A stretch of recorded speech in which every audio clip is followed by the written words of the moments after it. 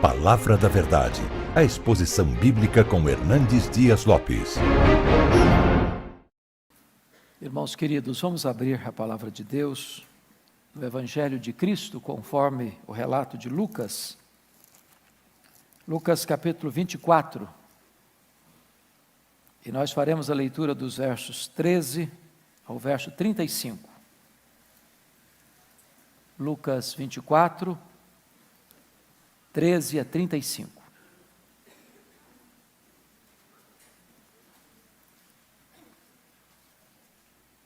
Os discípulos no caminho de Emaús. Naquele mesmo dia, 2 deles estavam de caminho para uma aldeia chamada Emaús, distante de Jerusalém 60 estádios.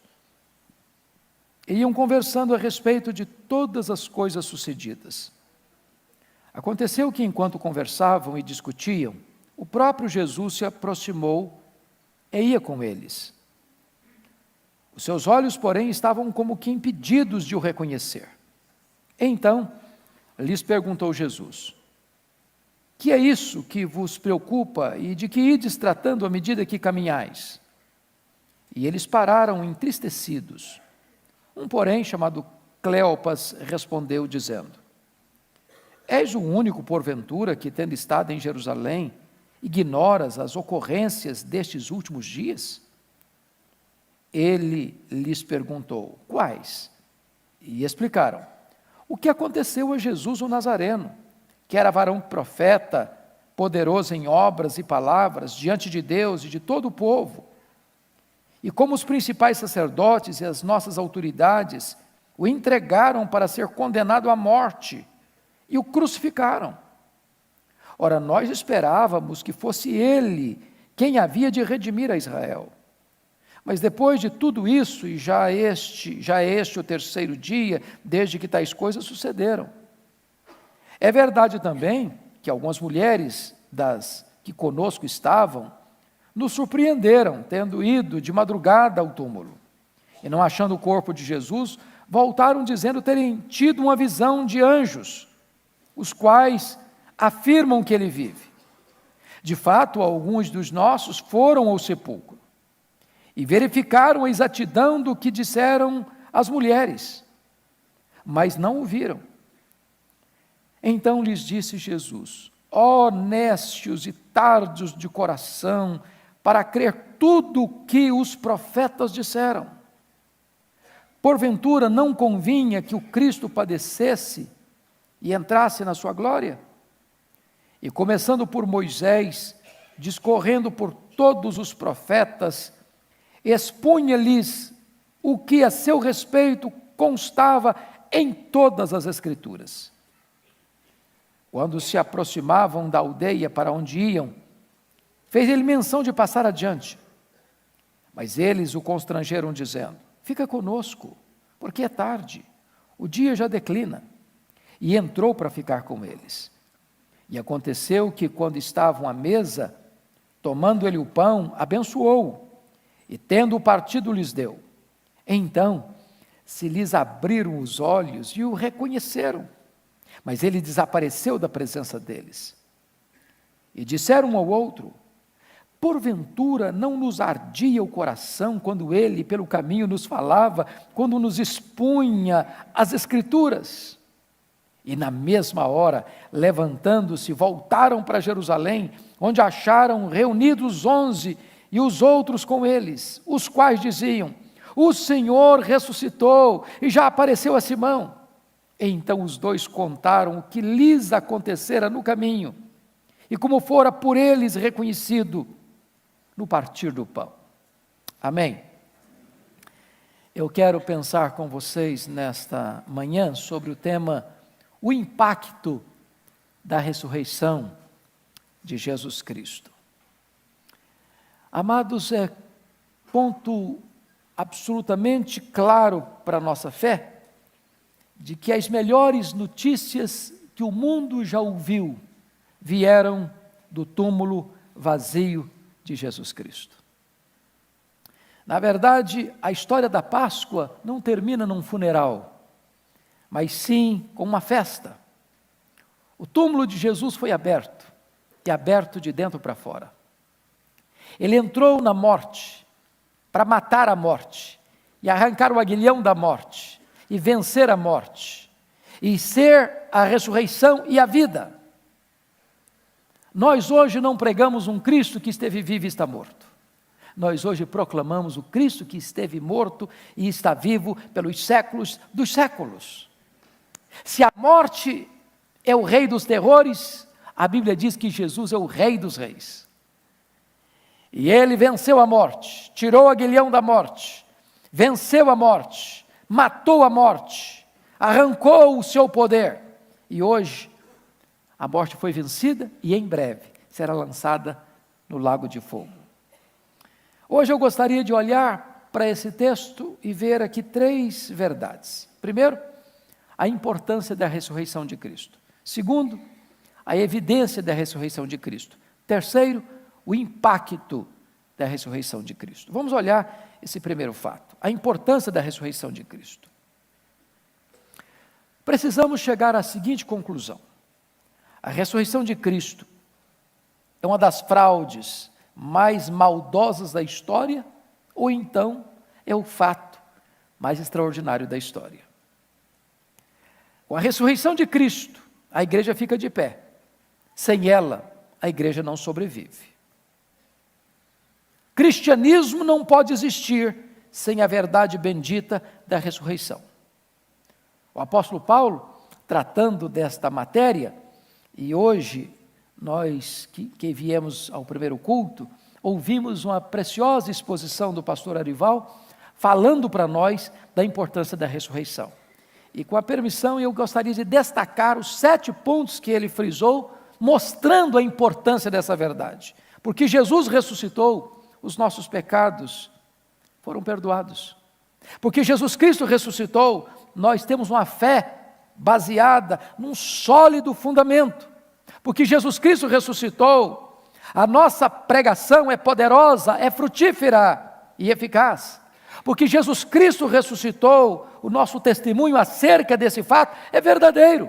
Porque Jesus Cristo ressuscitou, os que dormirem em Cristo ressuscitarão em glória. Porque Jesus Cristo ressuscitou, Ele garante para nós verdadeira e plena alegria nesta vida e na vindoura. Porque Jesus Cristo ressuscitou, o nosso trabalho para Deus não é vão. Esta é a verdade que Paulo anuncia da importância desta gloriosa verdade. Porque Jesus Cristo ressuscitou, o nosso último endereço não é a sepultura. Porque Jesus Cristo ressuscitou, a morte não tem a última palavra. Porque Jesus Cristo ressuscitou, a ressurreição não é um engodo. A morte não prevalece. E o túmulo vazio é o berço da igreja.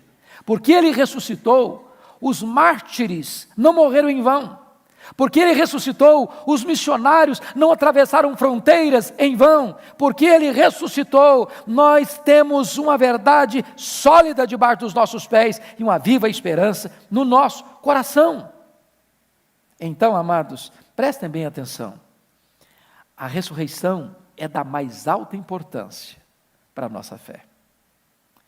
Notem vocês que nós poderíamos olhar para todo canto e ver que as grandes religiões que ainda existem no mundo não têm essa esperança. Não tem. Não tem vitória sobre a morte. Nós estamos fundamentados numa esperança viva. Nós não adoramos um Cristo que está preso no crucifixo. Nós não adoramos um Cristo que está preso no túmulo. Nós adoramos o Cristo que venceu a morte. Está vivo, é a ressurreição e a vida.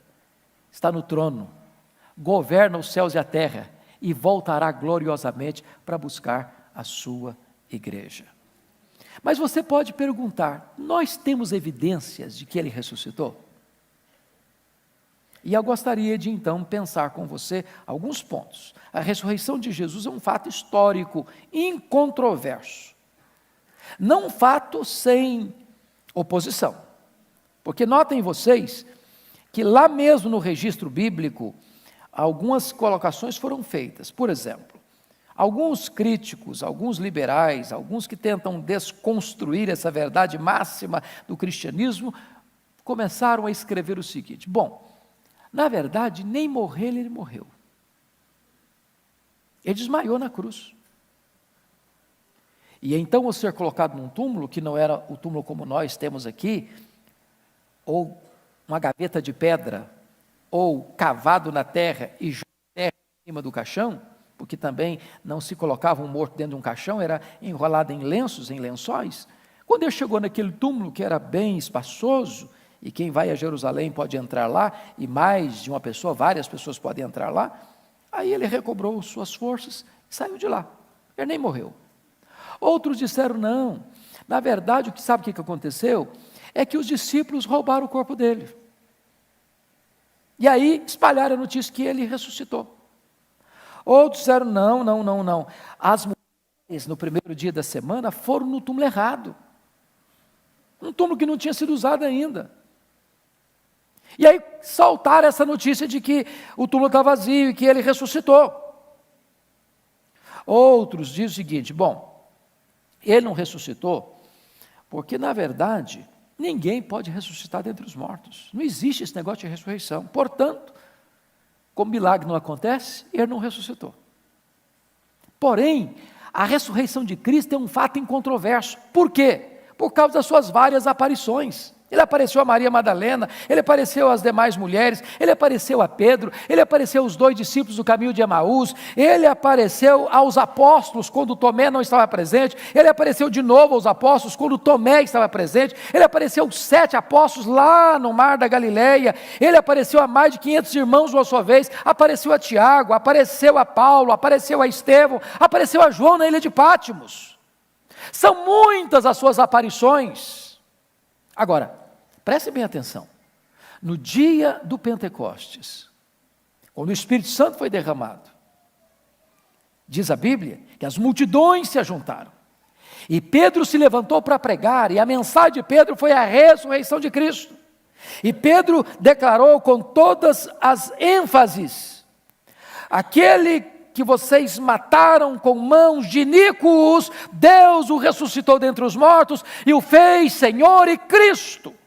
Se Cristo não tivesse ressuscitado, bastaria as autoridades romanas, espera um pouquinho, e lá no túmulo dele, que não era desenterrado, era só abrir a porta, pegar o corpo dele, fazer uma passeata com o corpo dele morto pelas ruas de Jerusalém, e o cristianismo estaria terminado no seu berço, coberto de ridículo.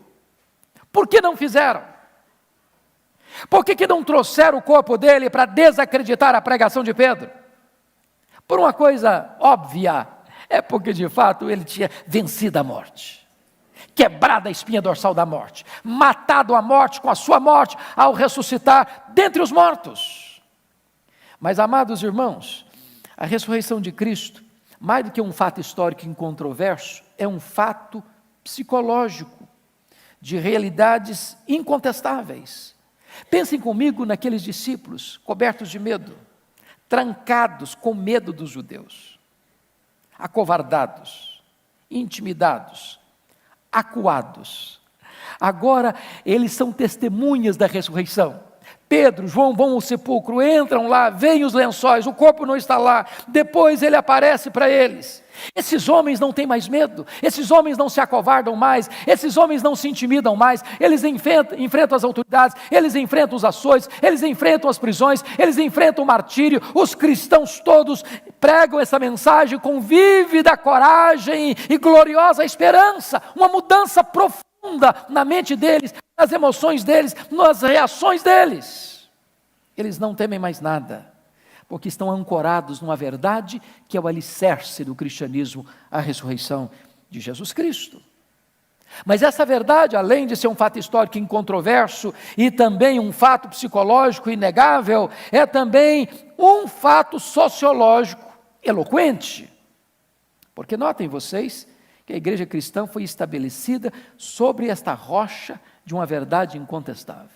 Pessoas de todas as tribos, de todas as raças, de todos os povos, de todas as etnias, foram chamadas pelo Evangelho, foram agregadas à igreja, crendo no Salvador, crendo em Cristo Jesus, formando um grande corpo, o corpo de Cristo. E não importa de que nacionalidade, não importa de que língua, não importa de que etnia, não importa de que condição social, não importa da cor da pele, não importa quem é, de onde vem, para onde vai, todos aqueles que creem no Senhor Jesus fazem parte de uma única família, de um único rebanho, de um único povo, de um único corpo, o corpo de Cristo Jesus. A igreja é esta realidade sociológica bendita e o túmulo vazio de Cristo é o berço desta igreja. Bom, tendo dito isto, gostaria de olhar o terceiro ponto, que é o impacto da ressurreição de Cristo. Então vamos olhar essa passagem bíblica, esses dois discípulos, antes do impacto da ressurreição. Olhem comigo, versículos 14 e 15 do texto lido. 14 e 15. Seus olhos estavam cegos a despeito da proximidade de Jesus. Iam conversando a respeito de todas as coisas sucedidas. Aconteceu que, enquanto conversavam e discutiam, o próprio Jesus se aproximou e ia com eles. Jesus presente, Jesus perto, Jesus com eles, mas eles não discernem. Quando a pessoa não tem esta verdade no coração que Jesus está vivo, irmãos, quantas vezes na caminhada da nossa vida Ele está do nosso lado e nós nem percebemos. Nós conversamos cobertos de pessimismo, de tristeza, de dor, de desânimo, de descrença. Ele está do nosso lado, mas os nossos olhos estão como que fechados, nosso coração está como que trancado, e nós não desfrutamos da bênção da comunhão com Ele. Segundo, confira comigo, versículo de número 25. Seus olhos estavam tapados a despeito do relato das Escrituras. Então lhes disse Jesus: honestos e tardos de coração para crer tudo o que os profetas disseram. Notem vocês que a ressurreição de Cristo não era uma surpresa, se eles pudessem ter lido corretamente o Velho Testamento. Todos os profetas, todos apontaram para esta verdade. Toda a Escritura, porque versículo 27 diz, começando por Moisés, discorrendo por quantos profetas? Por todos os profetas, expunha-lhes o que a seu respeito constava em todas as Escrituras. Então aqueles que olhavam para as Escrituras, para as promessas de Deus, para as profecias, sabiam, à luz dessa Escritura veterotestamentária, que o Cristo de Deus haveria de padecer nas mãos dos pecadores, mas que as mãos dos pecadores não haveria de prevalecer sobre ele. Ele venceria a morte, ele mataria a morte, ele triunfaria sobre a morte não podia detê-lo. As Escrituras estavam todas elas provando esta realidade inegável. Agora, preste bem atenção com isso. Toda vez, meu irmão, minha irmã, que você caminha pela vida sem a luz da Escritura, sem o entendimento das Escrituras, você vai caminhar cabisbaixo, você vai caminhar triste, você vai caminhar para o ocaso, você vai caminhar sem esperança, você vai caminhar desiludido, você vai caminhar completamente desassistido de alegria, como aqueles dois caminhantes de Emaús. Terceiro lugar, veja comigo os versos 22 a 24. Seus olhos estavam fechados a despeito do testemunho dos irmãos. É verdade que também algumas mulheres das que conosco estavam nos surpreenderam, tendo ido de madrugada ao túmulo. E não achando o corpo de Jesus, voltaram dizendo terem tido uma visão de anjos, os quais afirmam que ele vive. De fato, alguns dos nossos foram ao sepulcro, Pedro e João no caso, e verificaram a exatidão do que disseram as mulheres, mas não o viram. Vejam vocês que quando esta verdade da ressurreição não está pulsando na nossa alma, nós recusamos a crer no testemunho eloquente, pessoal, testemunhal das pessoas. As pessoas não me ouviram, eu tive um encontro com ele. o túmulo está vazio, ele apareceu, os anjos falaram, mas eu não vi. Caminharam desesperados, frustrados, abatidos, a despeito de testemunhos tão vívidos. As evidências são claras. O túmulo está aberto, o túmulo está vazio. Os anjos falaram, as mulheres testemunharam. Pedro e João estiveram lá, entraram lá, viram os lençóis lá. Mas nós ainda continuamos desassistidos de esperança. Quantas pessoas no nosso meio que caminham assim, vendo pessoas transformadas, vendo testemunhos eloquentes, mas caminham sem qualquer esperança, num reducionismo, num achatamento de vida, porque não dão crédito ao que as outras pessoas têm dado do poder da ressurreição na sua vida. Quarto lugar, olha comigo o versículo 14. E iam conversando a respeito de todas estas coisas. Agora olha o verso 20. E como os principais sacerdotes e as nossas autoridades o entregaram para ser condenado à morte e o crucificaram. Então, seus pés estavam na estrada da fuga, a despeito das várias evidências da ressurreição. Estavam caminhando, voltando para Emaús, talvez onde residiam. Desistiram de tudo. Desistiram do apostolado, desistiram do discipulado, desistiram de crer, desistiram da caminhada, botaram o pé na estrada da dúvida, do ceticismo, da incredulidade. Para esses, a história deles termina na sexta-feira da paixão. Parece que a morte venceu. Parece que Pilatos prevaleceu. Parece que o Sinédrio estendeu a bandeira da vitória. Completamente desanimados, desassistidos, tristes, decepcionados, sem qualquer esperança. Caminhando para onde? Para Emaús. Onde fica Emaús? No ocidente, no ocaso, no pôr do sol, na noite escura, no caminho da desesperança. Gente concentrada nos seus problemas, gente que não olha para a solução, porque não tem o impacto da ressurreição de Cristo em sua vida. Qual o resultado final disso? Confirma comigo, versículo 17. Pode ler o 17 comigo? Vamos juntos? Então, lhes perguntou Jesus: que é isso que vos preocupa? De que ides tratando à medida que caminhais? E eles pararam entristecidos. Você já viu crente triste? Eu já. Você já olhou para crente que parece que ele está na sexta-feira da paixão? Está na cara dele, sexta-feira. Não tem alegria, irmãos. Cara comprida, parece que chupou limão, comeu jiló.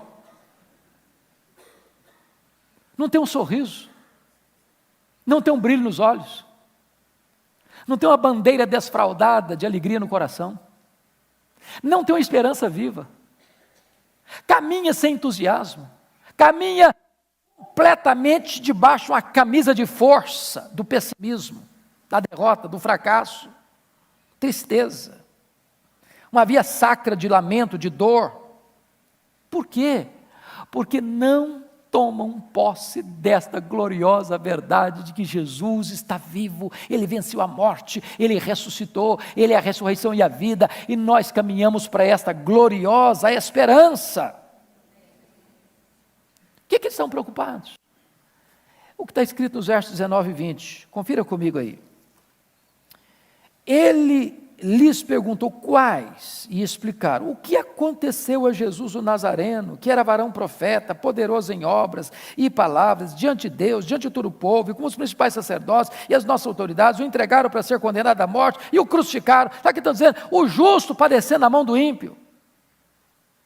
Quanta gente hoje que é crente, que vive essa mesma realidade de tristeza, de angústia. Eu sou crente, gente de Deus, gente piedosa, gente que anda com Deus, gente que fez a obra de Deus, gente que realizou grandes obras para Deus. Está aí, terminando a vida, fracassado, derrotado, crucificado, morto, sepultado. O mal venceu, a violência venceu, o ódio venceu. Quantas pessoas assim hoje, completamente confusas e perdidas, tomadas pelo drama do sofrimento do justo. Por quê? Porque não foram impactadas pelo poder da ressurreição. Veja o verso 21 comigo. Você pode ler o verso 21, por favor? Ora, nós esperávamos que fosse Ele quem havia de redimir a Israel, mas depois de tudo isto, é já este o terceiro dia, desde que tais coisas aconteceram. Seus corações estavam cheios de esperanças frustradas. Esperanças frustradas. Eu até esperava que fosse Ele. Por um tempo nós acreditamos nisso. Nós o ouvimos, nós o acompanhamos, nós vimos os seus ensinamentos, nós vimos os seus milagres. Ele falou para nós algumas vezes que Ele ia morrer mesmo. Mas já é o terceiro dia, nada aconteceu, então acabou para nós. Acabou, nossa esperança morreu. Agora é botar o pé na estrada da fuga, agora é achar que o mundo acabou, a esperança se frustrou, a vida não faz mais sentido.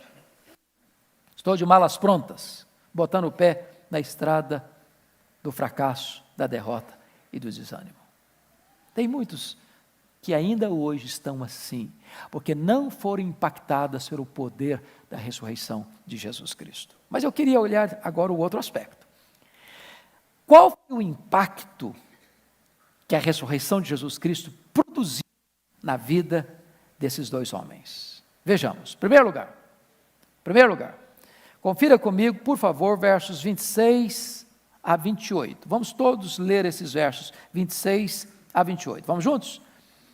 Porventura, não convinha que o Cristo padecesse e entrasse na sua glória? E começando por Moisés, discorrendo por todos os profetas, expunha-lhes o que a seu respeito constava em todas as Escrituras. Agora nota o verso 28. Quando se iam aproximando da aldeia para onde iam, fez ele menção de passar adiante. Agora o 31, todos nós. Então se lhes abriram os olhos e o reconheceram, mas ele desapareceu da presença deles. Primeira coisa, olhos abertos pela explicação das Escrituras. Amados irmãos, é quando a Bíblia é aberta, é quando a Bíblia é explicada, é quando você entende que nada disso aconteceu por acaso, que não tem acidente aqui, que não tem acaso aqui, que toda a maquinação do mal orquestrada contra Jesus, por Judas Iscariotes, pelo sinédrio judaico, pelos sumos sacerdotes, pelos homens religiosos que bradaram diante de Pilatos, pela covardia de Pilatos, pela decisão de Pilatos, pela crueldade dos soldados, pela cena da andada pela Jerusalém apinhada de gente, pela crucificação, pela morte, pelo sepultamento, nada disso era surpresa. Tudo isso estava rigorosamente delineado nos planos de Deus.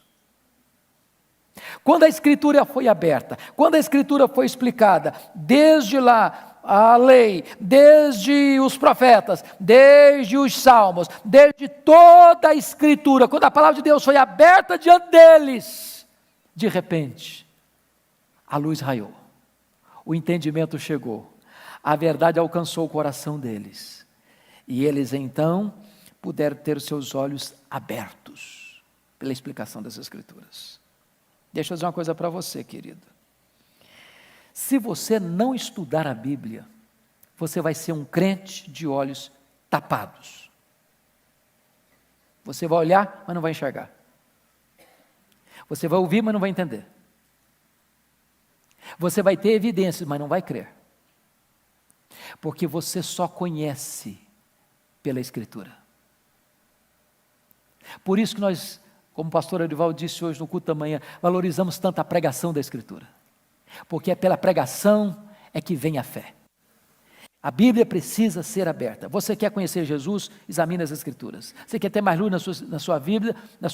A Bíblia é essa luz. Você quer ter mais fé? A fé vem pelo ouvir. Você quer ter mais santidade? É pela palavra que você vai ser santo. Você quer ser bem-sucedido na vida? É examinando as Escrituras. Então, deixa eu dizer uma coisa para você. Ou você vai abrir sua Bíblia, estudar sua Bíblia, meditar na sua Bíblia, ouvir a palavra de Deus, ou você vai ser vencido pela preocupação, pela tristeza, pela desesperança e pela incredulidade. Segundo lugar, olha comigo os versos 29 e 32. Vamos ler o 29 agora, por favor. Mas eles o constrangeram dizendo: fica conosco, porque é tarde, e o dia já declina. E entrou para ficar com eles. Agora o verso 32. E disseram um ao outro: porventura não nos ardia o coração quando ele, pelo caminho, nos falava, quando nos expunha as Escrituras? Então preste atenção agora. Primeiro, olhos abertos pela explicação das Escrituras. Segundo, corações ardentes pela comunhão com Jesus.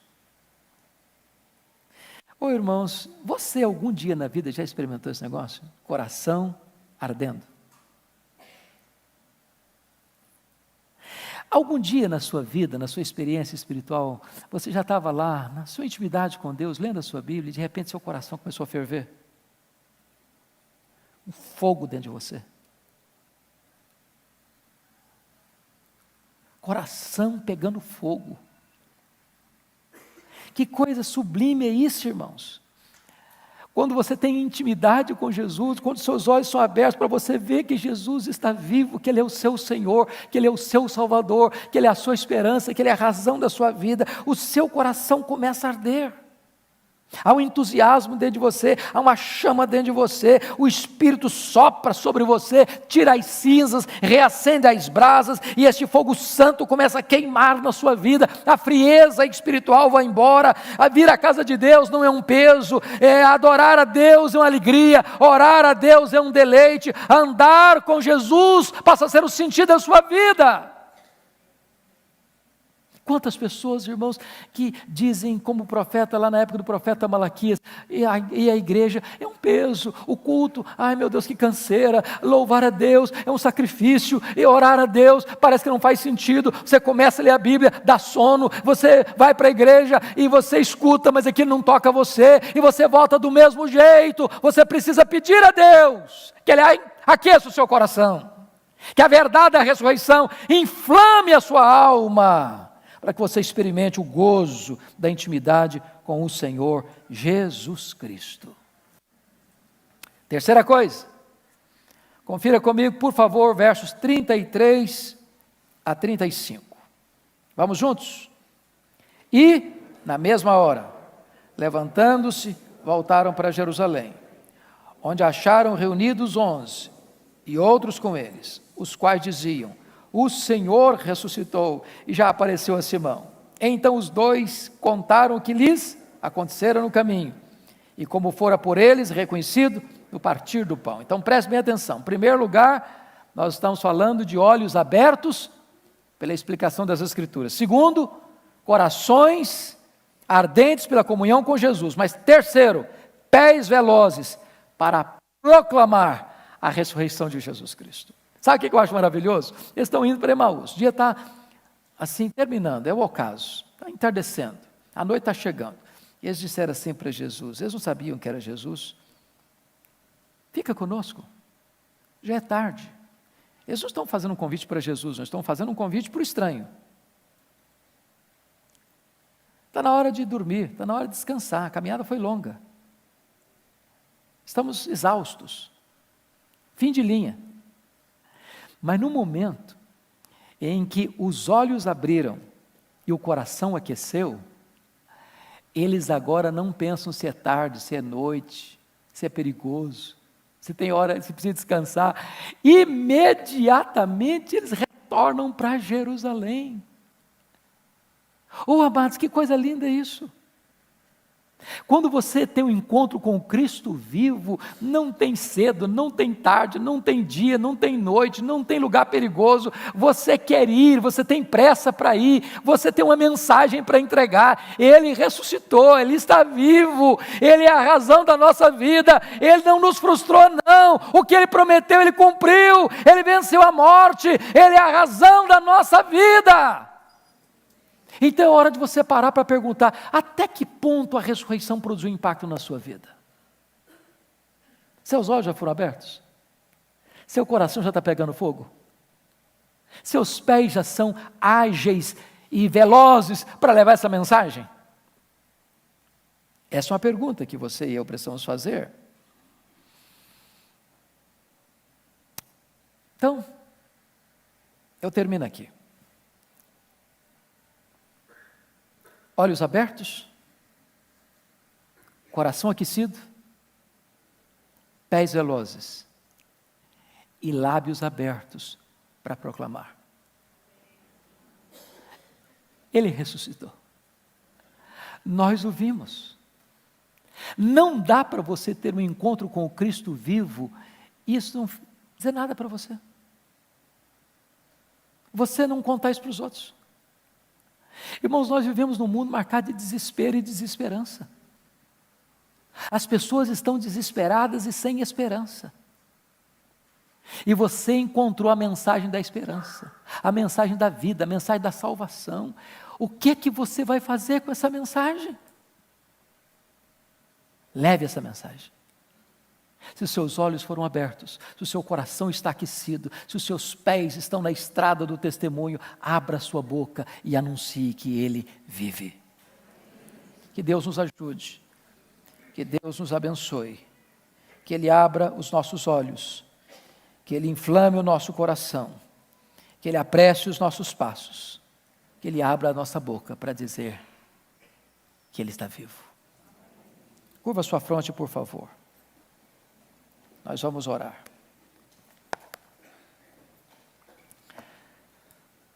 Senhor, glória ao teu nome, porque Jesus ressuscitou.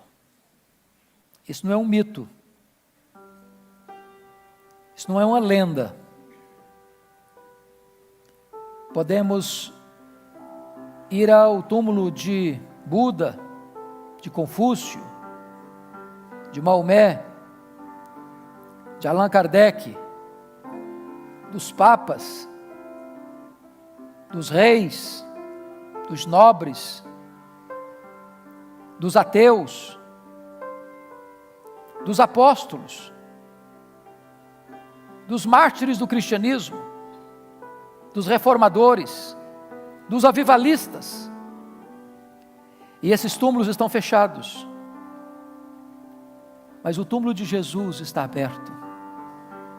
Ele venceu a morte, Ele é a ressurreição e a vida, Ele é a nossa esperança. Bendito é o teu nome, porque não estamos aqui fundamentados numa coisa que foi inventada por homens, mas uma realidade produzida por Deus. Ah, Senhor, que significado bendito tem esta ressurreição, a esperança para nós. A morte não tem a última palavra, a sepultura não é o nosso último endereço, nós não caminhamos para um ocaso. Agora faz sentido viver, faz sentido morrer, porque morrer para nós é lucro. Glória ao teu nome, porque temos uma viva e gloriosa esperança. Ah, Senhor, o que nós te pedimos nesta manhã é que tu impactes o nosso coração com esta mensagem, como aconteceu com aqueles dois caminhantes de Emaús. Meu Deus, abra os nossos olhos, meu Deus, inflame o nosso coração, meu Deus, apressa os nossos pés, meu Deus, abra a nossa boca, para que testemunhemos na cidade de São Paulo, nesta nação tão machucada e ferida pelo desespero e desesperança, que há esperança. Jesus Cristo está vivo, Ele reina, Ele é o Senhor, Ele é o Salvador, e Ele vai voltar. Louvado seja o teu nome. Muito obrigado pela tua palavra, em nome de Jesus. Aleluia. Amém. Palavra da Verdade, a exposição bíblica com Hernandes Dias Lopes.